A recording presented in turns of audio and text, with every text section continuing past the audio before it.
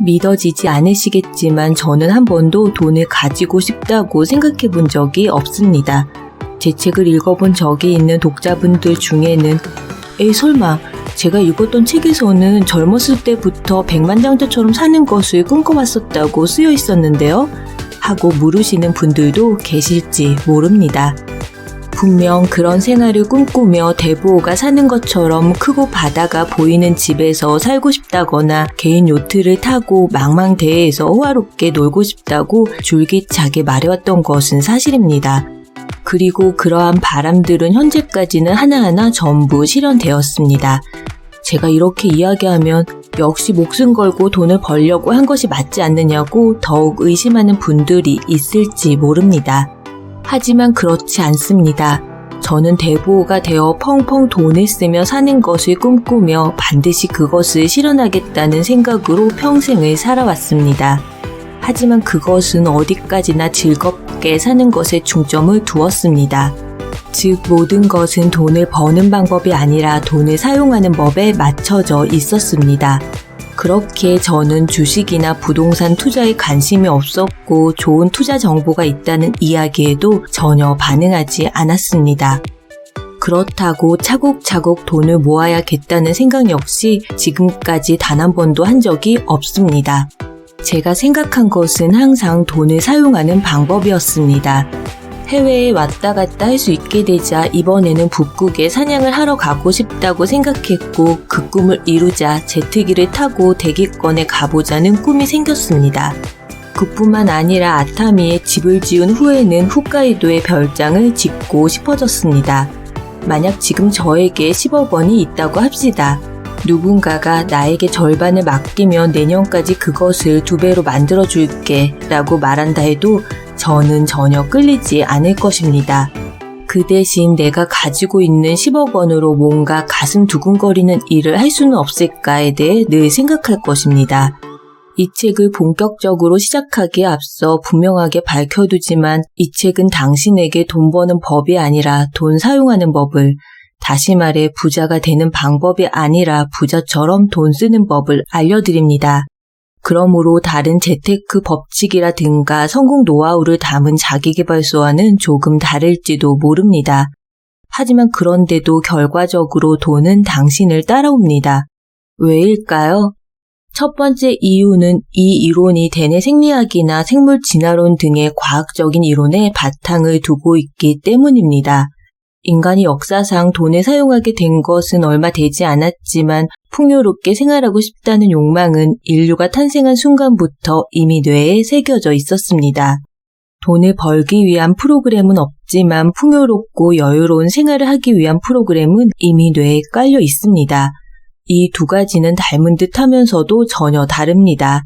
두 번째 이유는 제가 실제로 이 방법을 통해 크게 성공했기 때문입니다. 스스로 대부호라 칭하기에는 조금 부족하지만 마음가짐만은 대부호입니다. 저는 자산가의 아들로 태어나지도 않았고 고향인 홋카이도를 떠나 타지에서 가난한 생활을 경험하기도 했습니다. 하지만 돈으로 고생해 본 적은 없습니다. 이래서도 성공했으며 70대가 된 지금도 크루즈 여행이나 스키를 즐기고 있습니다. 또한 아직 이루고 싶은 꿈도 아주 많습니다. 더 많은 돈을 가지고 싶다는 생각은 여전히 하지 않습니다. 하지만 대담하게 돈을 씀으로써 이룰 수 있는 큰 꿈은 자주 머릿속에 떠오릅니다. 그렇게 앞으로도 저에게는 계속 돈이 들어올 것입니다. 이 책에서 당신에게 가르쳐 주고 싶은 것은 이런 선순환을 통해 부자가 될 수 있는 사고방식입니다. 당신도 이 사고방식을 지닌다면 부자가 될 수 있습니다.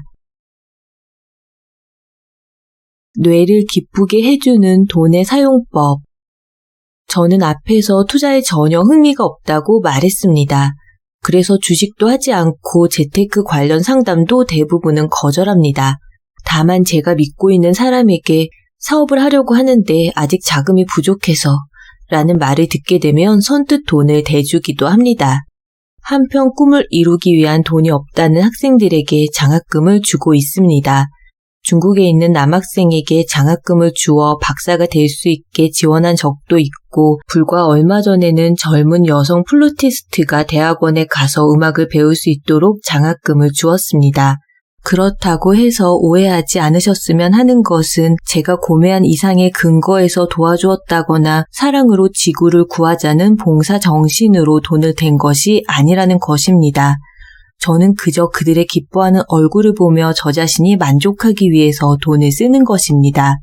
그렇기 때문에 저는 기분 좋게 돈을 낼 수 있습니다.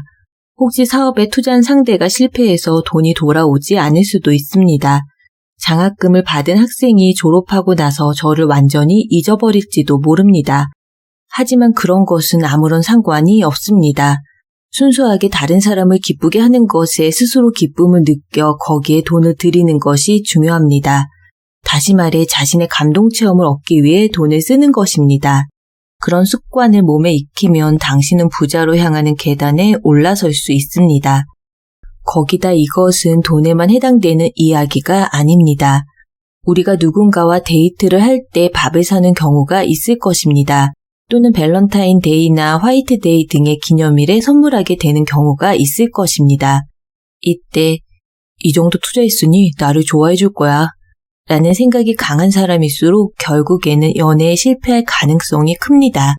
그저 그녀가 기뻐해 준다면 그것만으로 좋아 라든가 선물을 받고 좋아해 주었어 기쁘다 라고 스스로 감동체험 그 자체에 만족할 수 있는 사람일수록 사랑이 이루어져 행복을 잡을 가능성이 큽니다. 설령 그 상대와 맺어지지 않더라도 다음번에도 행복한 연애를 할 가능성이 커질 것입니다. 정신적인 부분에 관한 이야기를 하는 것이 아닙니다. 감동체험은 뇌를 기쁘게 해서 성장하게 하는 식량입니다. 그러므로 같은 일에 돈을 쓰더라도 감동체험을 얼마나 뇌에 안겨주느냐로 그 사람의 성장 정도가 달라집니다. 그리고 뇌를 감동체험에 의해 성장시킨 사람일수록 인생의 다양한 기회를 잡을 가능성이 커집니다.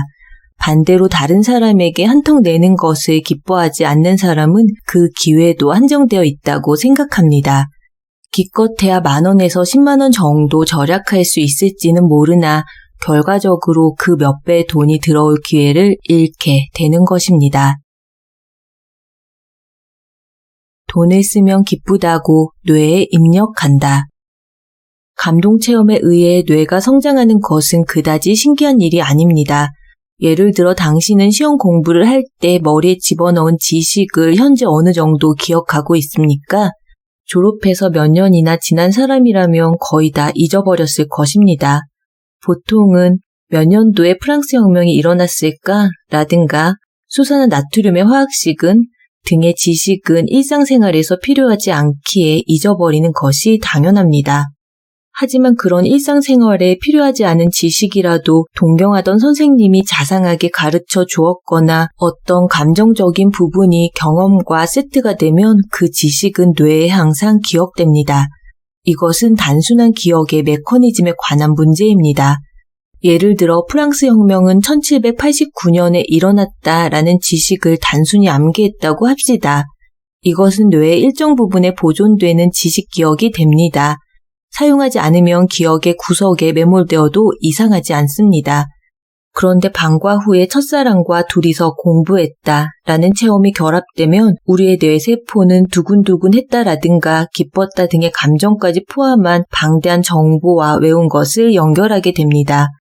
이렇게 보존되는 지식을 경험 기억이라 하며 다양한 정보와 조합되어 단순한 지식 기억과는 달리 쉽게 잊지 않게 됩니다.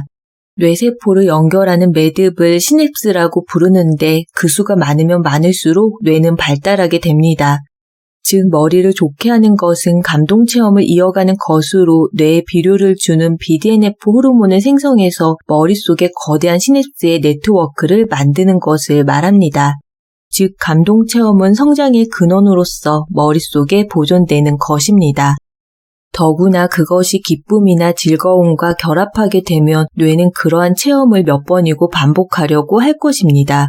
왜냐하면 그것이 자신에게 쾌적함을 주기 때문입니다. 인간의 뇌에서 가장 기본적이고 본능적인 영역인 파충류 뇌는 생물학적인 본능을 조차 오로지 더욱 쾌적한 것, 더 기쁜 것을 한결같이 추구해 나갑니다. 기어 다니다가 드디어 설 수 있게 된 아기를 생각해 보세요. 기어 다닐 때는 바닥에서 고작 수십 센티미터 높이의 주변만 보게 되지만 설 수 있게 되면 그 몇 배 높이에서 주변을 바라볼 수 있습니다. 아기에게 그 경험은 얼마만큼의 감동으로 다가올까요?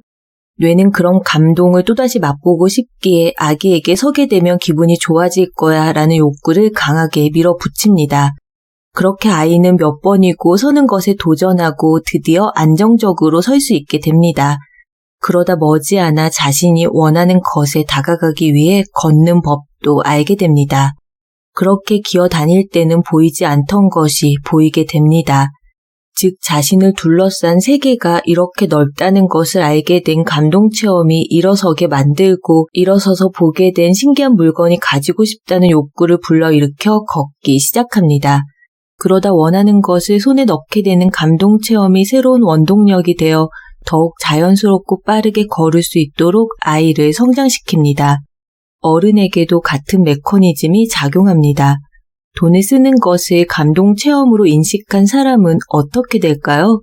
뇌는 당연히 그런 감동체험을 몇 번이고 맛보게 해달라고 요구할 것입니다. 그러기 위해서는 당연히 돈이 있어야 합니다. 돈이 많으면 많을수록 더 많은 감동체험이 가능하기 때문입니다. 그렇다면 이 사람은 무의식 중에 어떤 행동이나 선택을 할까요? 이것이 부자가 되기 위한 돈 쓰는 습관의 비밀입니다. 돈을 사용함으로써 감동체험을 만들고 뇌에 그 체험을 더하고 싶다고 입력하면 뇌는 자동적으로 돈을 늘리는 행동을 선택하게 됩니다. 같은 돈을 쓰더라도 그것이 감동체험이 되지 않는 사람에게는 이런 연쇄작용이 일어나지 않습니다. 돈을 자신의 기쁨을 위해 사용하는 것이 중요한 이유는 바로 이 때문입니다. 지갑에는 늘 평소보다 3배의 돈을 넣고 다녀라. 자신의 감동체험을 위해 당신은 어느 정도의 돈을 투자하고 있습니까? 얼마나 많은 감동체험을 하게 되는지는 돈을 쓰는 것에 대한 인식의 차로 결정됩니다. 다시 말해 다른 사람에게 식사 대접을 하는 것을 감동체험이라고 생각하는지 아닌지에 따라 체험의 질이 달라집니다. 또 다른 예로 영화를 생각해 보세요. 보고 싶은 영화가 있습니다. 그것을 봅니다. 감동합니다. 그 자체가 하나의 가치 있는 체험입니다. 이 체험이 자신에게 어떤 변화를 일으키리라는 것은 충분히 예상할 수 있습니다. 그런데 최근에는 개봉 후 한두 달만 기다리면 IPTV 플랫폼 등에서 볼 수 있게 되었습니다. 그래서 영화관에서 보는 것이 비싸다고 여겨져 돈을 내는 것이 아까워집니다. 그렇게 흥미가 태초의 몇 분의 1로 줄어든 몇 개월 후에 집에서 혼자서 조용히 보게 됩니다. 본다는 사실은 같지만 감동 체험에 의해 뇌가 받는 자극 역시 몇 분의 1로 떨어진 것입니다. 영화라면 아직 볼 기회가 있으니 괜찮을지도 모릅니다. 이번에는 지나가다가 우연히 재밌을 것 같은 전시회가 열린 것이 보였습니다. 한번 구경해볼까? 하고 시원하게 돈을 투자할 수 있는 사람과 보고 나서 돈 아까워지면 어쩌지? 하는 생각에 그냥 지나가는 사람이 있을 것입니다. 하지만 전시회는 영화와 달리 볼 수 있는 기회가 그리 쉽게 오는 것이 아니기에 감동체험의 차이가 크게 나타날 것입니다. 종종 음식점이나 부티크의 개점 시간에 긴 행렬이 늘어설 때가 있습니다. 당신은 거기에 줄을 서 있는 사람을 보면 어떤 생각을 하게 되나요? 혹시 마케팅 회사에서 보낸 사람들일지도 모릅니다. 그렇게 조금 더 기다린 후에 그 가게 맛있대라는 평판이 생기면 그때 방문하는 것이 손해를 줄일 수 있을지도 모릅니다. 하지만 그런 손해의 문제가 아닙니다. 줄 서서 기다리는 사람에게는 이 가게를 개점날에 방문했다라는 감동체험을 하는 것 자체가 중요한 것입니다. 그들은 그 체험을 본인 뇌의 자극재료로 사용할 수 있습니다. 그렇게 생각하면 우리의 감동체험을 방해하는 것은 되뇌 편중형 사고에 의한 합리성입니다. 어느 쪽에 장점이 있는가 라거나 이것은 쓸데없지 않나 하며 하나하나 분석해서 자신의 직관을 부정한다면 언제까지고 신선한 감동은 얻을 수 없습니다. 그런 합리적 사고가 욕망을 없애고 부정해서 결과적으로는 부자 되는 습관을 방해합니다. 물론 아무 것에나 돈을 쓰게 되면 곧 생활고를 겪게 될지도 모릅니다. 그럼에도 불구하고 처음부터 낭비는 절대 안 해라고 결심하게 되면 주위에 있는 뇌를 자극하는 재료에서 등지게 되는 결과를 낳게 됩니다. 제가 제안하고 싶은 것은 평상시에 3배 정도 많은 돈을 지갑에 넣고 다니라는 것입니다. 이 같은 행동은 나에게 돈의 여유가 있다고 생각하게 만들어 다양한 감동의 재료를 자유롭게 발견할 수 있게 합니다. 흥미가 생기는 가게가 있으면 들어가 보고 서점에서 재밌어 보이는 책이 보이면 가벼운 마음으로 살 수 있습니다. 한번 도전해볼까 하는 마음도 생깁니다. 돈을 사용하고 말고의 문제가 아닙니다. 그저 세상에는 나를 감동시키는 많은 것이 있다고 깨닫는 것이 제일 중요합니다. 그렇게 자신의 욕망을 점점 자극해 나갔으면 합니다. 원하는 것이 있으면 과감하게 돈을 지불한다. 기분 좋게 돈을 사용하는 것은 모두 욕망을 자극하는 소중한 투자입니다. 저에게도 저를 자극하는 재료는 많습니다. 예를 들면 시계가 있습니다. 이 책을 집필하고 있는 지금 현재 차고 있는 롤렉스 시계는 수천만 원이나 하는 것입니다.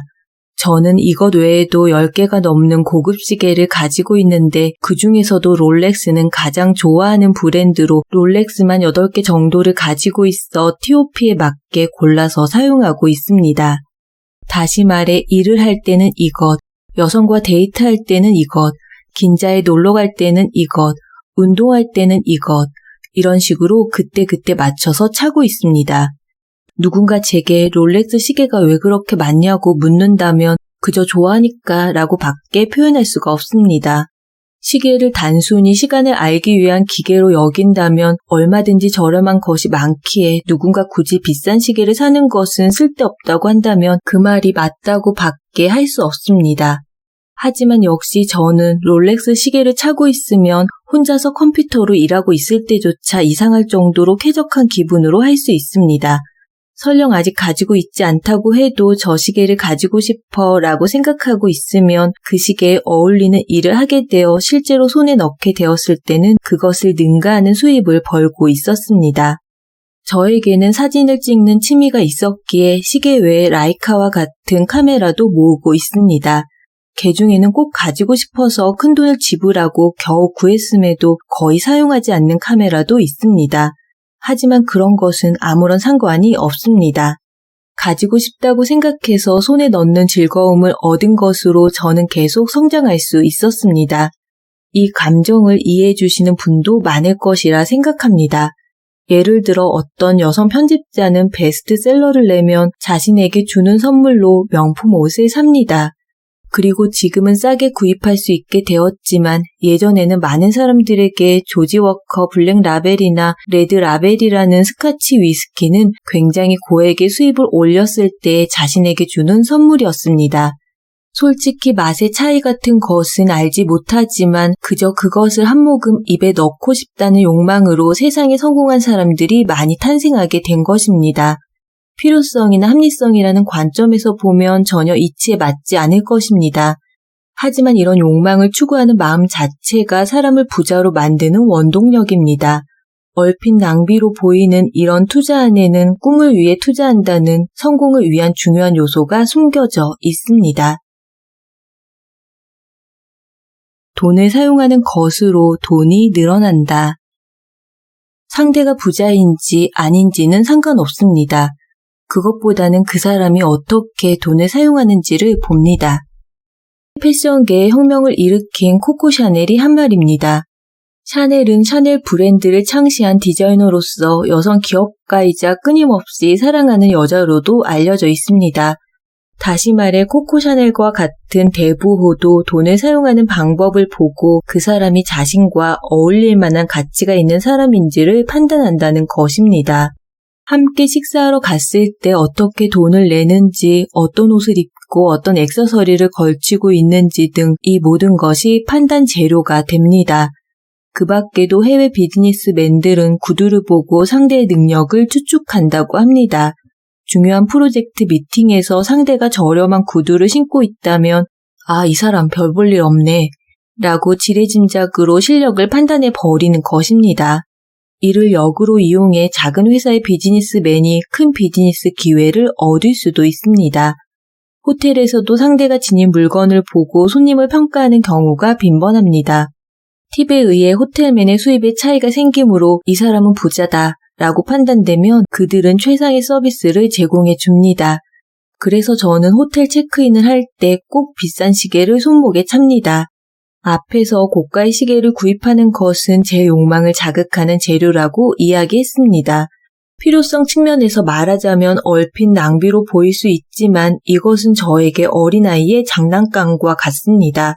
그런데 그런 고가의 장난감을 가지고 있음으로써 필연적으로 그 가치를 알고 있는 사람들이 모이게 됩니다. 가치를 알고 있는 사람이란 인류인 사람을 말합니다.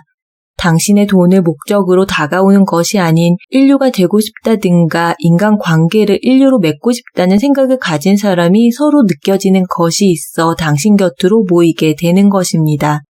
이것은 보통의 세미나보다 몇 배 참가비가 드는 세미나에 참석해보면 알 수 있습니다. 1, 2만 원의 참가비가 드는 세미나에서는 그다지 느껴지는 것이 없을지 모르지만 10만 원 이상이 드는 세미나에 가보면 사람들이 굉장히 의욕이 넘친다는 것을 알 수 있을 것입니다. 참가비가 10만 원인 세미나이기에 돈이 있는 사람들이 모인다는 것이 아닙니다. 10만 원이나 하는 세미나이기에 자신의 성장에 10만 원의 투자가 가능한 사람이 모인다는 의미입니다. 그런 곳에서 만나는 사람들은 우리를 자극하거나 영향을 주어 우리의 습관을 바꿉니다. 결과적으로 성공으로 밀어 올려주는 인맥이 되어주는 것입니다. 돈을 멋지게 사용하면 당연히 돈을 멋지게 사용하고 싶다고 생각하는 사람들이 곁에 모이게 됩니다. 이들은 자신을 설레게 하는 꿈을 좇을 줄 아는 사람들입니다. 우리는 그런 사람들과 인맥을 맺는 것으로 영향을 받게 되어 부자가 되는 습관이 자연스럽게 몸에 배게 됩니다. 이것은 극단적으로 말하면 고가의 시계나 고급 슈트를 가감하게 구입하는 것으로 당신을 부자로 만들어주는 사람과의 만남을 기대해 볼 수 있다는 것입니다. 돈을 사용하는 것으로 돈이 늘어난다는 것은 이런 의미입니다.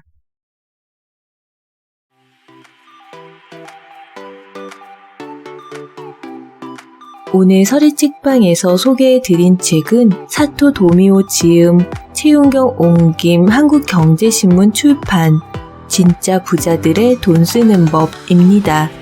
되뇌 자율 신경계와 인간의 행동 언어의 관련성을 연구해 독자적인 입버릇 이론을 확립한 저자는 이 책에서 두근거리는 어린아이의 마음으로 꿈꾸고 그것이 이루어지는 것을 믿어 의심치 않으면 반드시 꿈은 이루어지며 그 두근거림은 부자가 되는 그 자체에 있는 것이 아니라 부자가 되어 돈을 쓰는 것에 있다고 설명합니다.